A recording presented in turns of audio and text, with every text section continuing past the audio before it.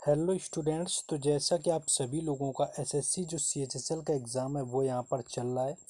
आज है आप सभी लोगों का 2 अगस्त और 2 अगस्त का जो है चारों शिफ्टों के एग्ज़ाम हो चुके हैं फाइनली समाप्त। तो इंग्लिश का एनालिसिस कोई नहीं करवा रहा है, ज़्यादातर कहीं भी नहीं मिल पाता है, क्योंकि इंग्लिश का एनालिसिस क्या है, काफ़ी हार्ड वर्क है इसमें, क्योंकि इंग्लिश के क्वेश्चन लोग याद नहीं करके ला पाते हैं।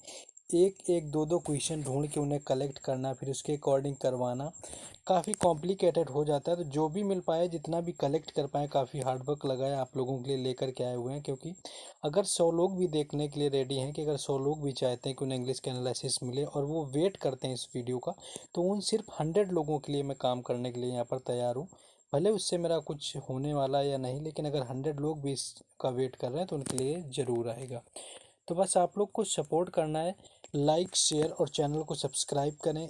जो हार्ड वर्क कर रहे हैं तो आप लोग थोड़ा सपोर्ट करेंगे तो हमें भी अच्छा लगेगा कि आप लोग थोड़ा सपोर्ट करते हैं हमको। तो चलिए शुरू करेंगे, जो भी मिल पाए आपको बताने वाले हैं यहाँ पर, जिस तरह से क्वेश्चन आए हुए थे आपके। तो हमेशा की तरह ही देखिए सिनोनिम्स से शुरुआत होगी, जो कि पहले पूछा जाता है। तो अगर सिनोनिम्स की बात करें तो एक वर्ड मिग्रे पूछा गया था। देखिए ये रिपीटेड क्वेश्चन ही है, एसएससी में पहले भी इस तरह के क्वेश्चन पूछे जा चुके हैं। तो मिग्रे क्या होता है? मिग्रे जो होता है एक कमी होता है, यानी कि किसी चीज़ की कमी हो जाना जो होता है, मिग्रे आपका होता है। इसकी अगर हम बात कर लेंगे सिनोनिम्स की कि इसके सिनोनिम्स क्या होते हैं, तो इन एडिक्यूट होता है। देखिए एडिक्यूट आपका पर्याप्त होता है, लेकिन इन इसके आगे लगा दिया गया, इन आगे लगे एडिक्यूट तो पर्याप्त हो जाएगा, लेकिन इन लगा दिया गया इन एडिक्यूट यानी पर्याप्त ना होना मिग्रे का सिनोनिम्स बन जाएगा। देखिए इनसफिशियंट ये भी बन जाएगा मिग्रे का सिनोनिम, क्योंकि सफिशियंट जो होता है वो भी पर्याप्त होता है। तो इसी तरह से वर्ड दिए होंगे। लिमिटेड मतलब क्या होता है कि सीमित होना, यानी कि बिल्कुल कम होना। तो लिमिटेड भी अगर दिया हो तो लिमिटेड इसका सिनोनिम्स हो सकता है। तो कभी कभी कन्फ्यूजन होता है कि सिनोनिम्स क्या पूछा था इसका, इस कोई वर्ड याद रह जाता है बच्चों को कि ये सिनोनिम्स था या एंटोनिम्स था। तो एंटोनिम्स भी इसीलिए लगा दिए। वहीं अगर हम बात कर लेंगे मिग्रो के एंटोनिम्स की, तो मिग्रो के एंटोनिम्स पर आपका एबंडांट हो जाएगा। एबंडांट आपका क्या होता है? प्रचुर मात्रा में होना, यानी कि पर्याप्त होना। प्लेंटीफुल आपका पर्याप्त हो जाएगा। एम्पल जो है ये पर्याप्त हो जाएगा। तो अगर मिग्रे के कभी एंटोनिम पूछ लिए जाएं तो एबंडांट, प्लेंटीफुल, एम्पल ये सारे यहाँ पर एंटोनिम्स इसके हो जाएंगे। नेक्स्ट आगे क्वेश्चन देखेंगे। हर तरह से आप लोगों के लिए हार्ड वर्क किया जा रहा है, तो बस आप लोग सपोर्ट करते रहें। क्वेश्चन ये है आपका, यहाँ पर एक टेन्योर पूछा गया था। टेन्योर क्या होता है आपका? किसी चीज़ का कार्यकाल होता है, यानी कि टाइम पीरियड होना। आप टाइम पीरियड, अगर आपको पीरियड भी कहीं पर लिखा हुआ मिल जाता है टेन्योर की जगह में, तो वो भी आपका राइट आंसर हो जाएगा। लेकिन देखिए अगर बात कर लें, इसके सिनोनिम्स पूछा गया था, तो ऑक्यूपेंसी जो है इसका कार्यकाल हो जाता है। नहीं, ऑक्यूपेंसी इसके सिनोनिम्स के तौर पर यूज किया जा सकता है। टेन्योर का टेनेंसी भी यूज किया जा सकता है, यानी टेनेंसी भी इसका सिनोनिम्स यहाँ पर हो सकता है। टीनेंसी भी हो सकता है। ठीक है, तो ये 2 बार टीनेंसी लिख गया यहाँ पर। बाकी अगर मान लीजिए इसका आपसे पूछ लिया गया एंटोनिम्स का भी, तो एंटोनिम्स पूछ लिया जाएगा तो इन ऑक्यूपेंसी हो जाएगा, यानी इन लगा देंगे। वैकेंसी भी लग जाएगा, वैकेंसी भी इसके एंटोनिम्स के तौर पर यूज किया जा सकता है। तो ये क्वेश्चन यहाँ पर हो जाएगा। नेक्स्ट आगे देखेंगे। बाकी जिन लोगों का एग्जाम था, आप लोग जरूर क्वेश्चन कमेंट किया करिए। ये नंबर आपको दिया हुआ है, इस नंबर यहाँ पर आपको ये दिया हुआ है, देखिए ये नंबर है। इस नंबर पर एटलीस्ट क्वेश्चन भेज दिया करिए ताकि एनालिसिस करने में आसानी हो। नेक्स्ट क्वेश्चन जैसे यहाँ पर है, ह्यूज वर्ड दिया हुआ था, तो ह्यूज की बात कर लें तो ह्यूज है जो यहाँ पर, ह्यूज का मतलब तो सभी को पता है, आसान सा वर्ड है। ह्यूज होता है बड़ा होना या विशाल होना, एक वर्ड होता है विशाल। तो विशाल क्या होता है? इसके सिनोनिम्स के तौर पर आपका एनार्मस हो जाएगा, वास्ट हो जाएगा, इमेंस हो जाएगा। ये जो सारे वर्ड हैं यहाँ पर बड़े या विशाल यहाँ पर हो जाएंगे ह्यूज से। एनार्मस, वास्ट, इमेंस वगैरह आपका हो जाएगा। एंटोनिम्स जो यहाँ पर दिया हुआ है, एंटोनिम्स क्या होता है कि एंटोनिम्स जो है यहाँ पर टीनी दिया होगा। अगर एंटोनिम्स अगर पूछ ले कभी आपसे ह्यूज का, तो टीनी हो जाएगा, यानी छोटा होता है टीनी। मिनिएचर हो जाएगा, इनसिग्निफिकेंट हो जाएगा। तो ये इस तरह से हो सकता है अगर ये जब जाके ह्यूज के आपके एंटोनिम्स पूछे जाए, तो ये आपको याद रखना है। अब आ जाते हैं एंटोनिम्स कौन से पूछे गए थे। तो एंटोनिम्स में एक वर्ड आया हुआ था फंडामेंटल।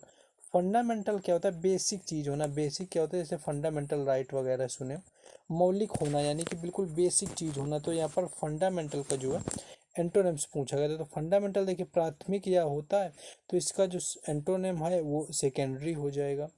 ट्रिवियल हो जाएगा, फंडामेंटल क्या होता है, मौलिक कोई वैसी चीज़ होना, ट्रिवियल क्या हो जाएगा, तुच्छ होना।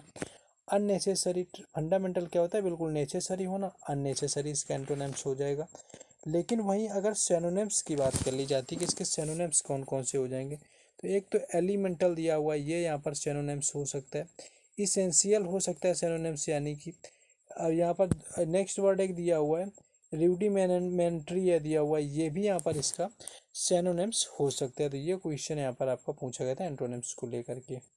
नेक्स्ट एक वर्ड पूछा गया था, प्लेजर वर्ड पूछा गया था, बिल्कुल आसान सा वर्ड है, कई बार पढ़ रखा होगा। आनंदित होना यानी कि सुखमय होना, यहाँ पर प्लेजर वर्ड हो जाएगा। बाकी प्लेजर की बात करें तो इसके अगर हम वर्ड के तौर पर याद कर लेंगे कि इसके एंटोनिम्स क्या हो जाएंगे, देखिए प्लेजर के एंटोनिम्स के तौर पर सौरो भी हो जाएगा, पेन भी हो सकता है, डिप्रेस्ड भी हो सकता है, यानी कि आनंदमय को दुखी से संबंधित कर दीजिए आप, तो दुख हो जाएगा इसमें कि सोरो, पेन, डिप्रेस्ड, ये सारे वर्ड जो है यहाँ पर प्लेजर के तौर पर हो जाएंगे।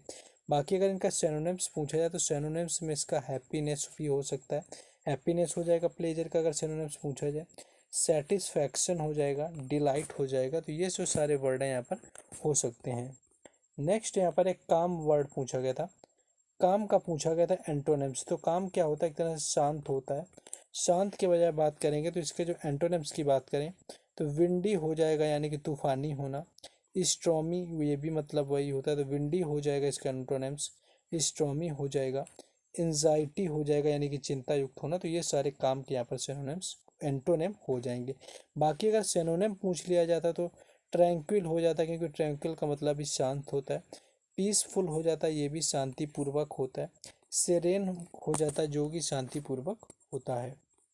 नेक्स्ट क्वेश्चन पूछा गया, स्कार सिटी पूछा गया था। स्कार सिटी क्या होता है कि कमी होना, यानी कि स्कार सिटी जो कमी होना, तो इसका एंटोनिम्स पूछा गया था। तो कमी होना का मतलब कि अच्छा खासी बचत होना, एक तरह से इसका एंटोनिम हो जाएगा।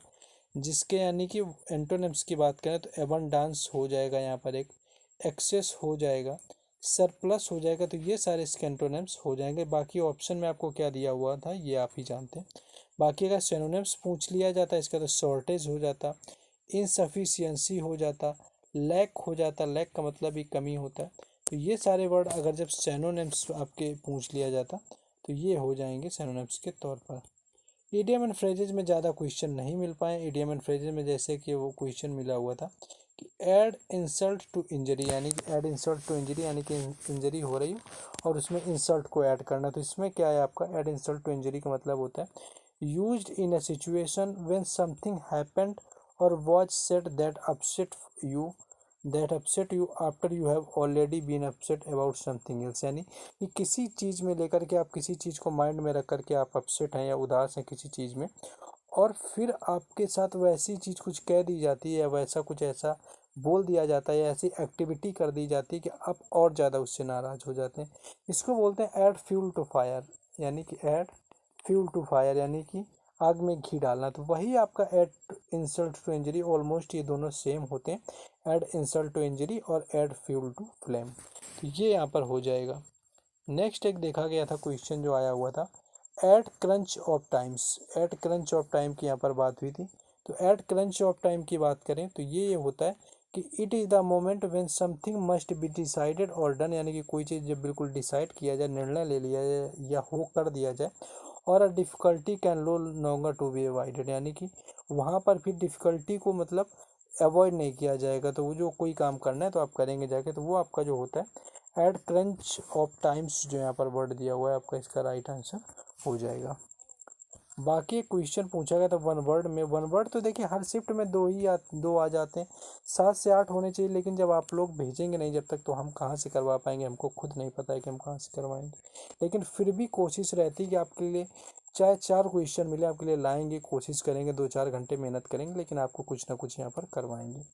क्वेश्चन है कि वन वर्ड सब्स्टिट्यूशन में vehicle that carries dead body, यानी कि जो डेड बॉडी को ले जाती है वह कौन सी गाड़ी होती है, तो वो हियरसे वैन होता है। तो हियरसे वैन जो है इसका राइट आंसर हो जाता है हियरसे वैन में। तो ये आपका होता है हियरसे वैन, यानी कि डेड बॉडी जो कैरी करने वाली वैन होती है। बाकी इफ पर आपका बेस्ड एक सेंटेंस पूछा गया, तो इफ से आपका कंडीशनल आया हुआ था। कंडीशनल सभी को पता है जब फ्यूचर दिया होता है तो पहला हम लोग किस में बनाते हैं, पहला प्रेजेंट में बना देते हैं और दूसरा बाद में उसको फ्यूचर में बना देते हैं।